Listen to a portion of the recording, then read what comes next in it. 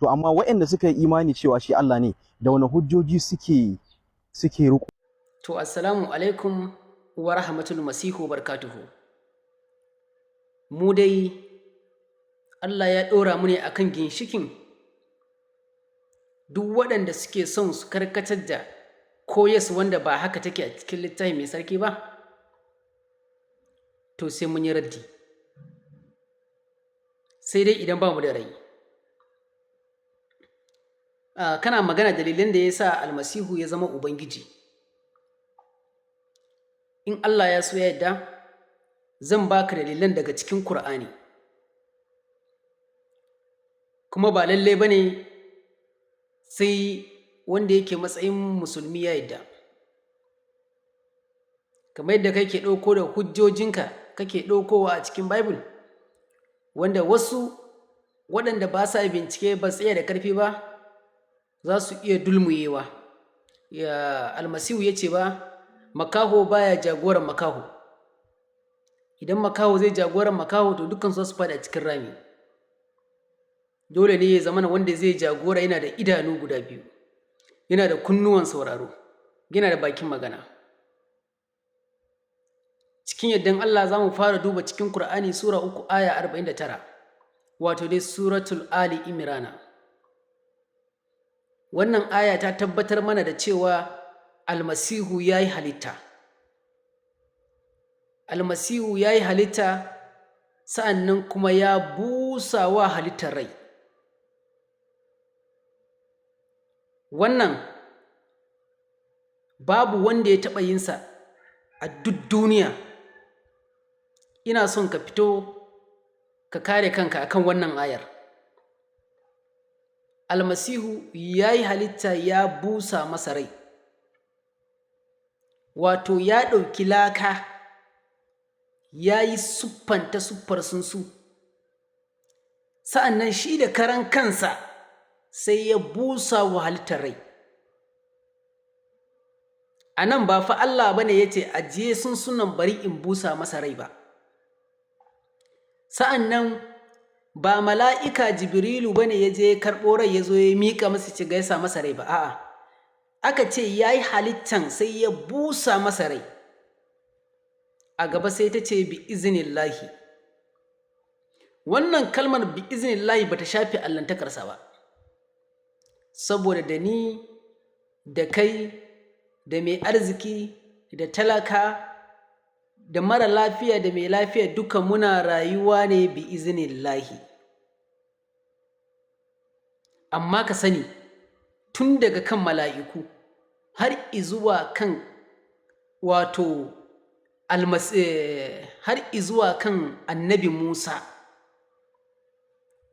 har izuwa kan annabi Ibrahim, har izuwa kan annabi Dauda, har izuwa kan sauran annabawan da suka zo duniya, babu wanda ya siffanta tsuntsu ko kuma siffanta wani halitta sa'an nan ya busa masa rai.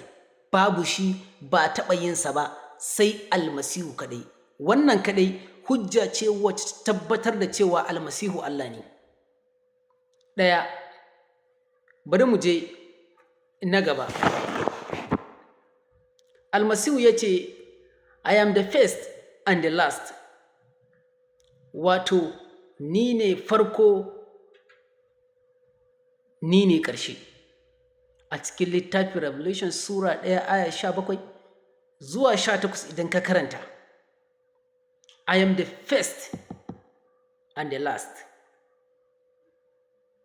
Sa'an nan idan ka duba littafin Ishaya Sura 44 aya 6, wato kafin bayyanar Ubangijinmu Yesu Almasihu, duk duniya daga kan mala'iku har zuwa annabawan da suka shiga duniya.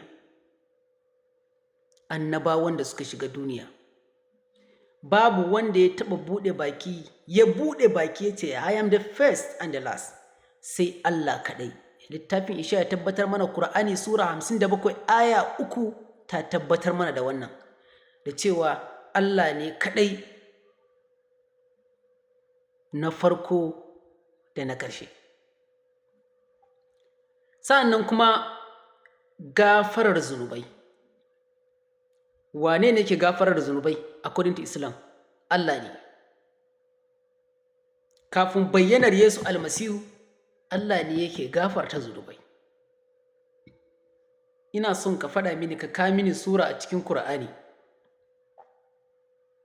ko kuma ka kawo mini a cikin Bible inda wani ko mala'ika ya gafarta zunubai bayan Yesu almasihu. A cikin littafin Mark chapter 2 verse 5 to 7. Ina son in takaita shi domin ka san nasara da kuma me, da kuma girma da kuma allantaka na Yesu almasihu. Almajiran Yesu almasihu, especially Toma, ya kira shi Ubangiji. Toma ya amsa masa ya ce, ya Ubangiji na, Allah na kuma. Ya ce, ya Ubangiji na, Allah na kuma. Sai Yesu ya ce masa, wato saboda ka ganni ka ba da gaskiya, albarka ta tabbata ga waɗanda ba su gani ba, amma kuwa suka ba da gaskiya. Wannan allantakar a bayyane take ta Yesu almasihu.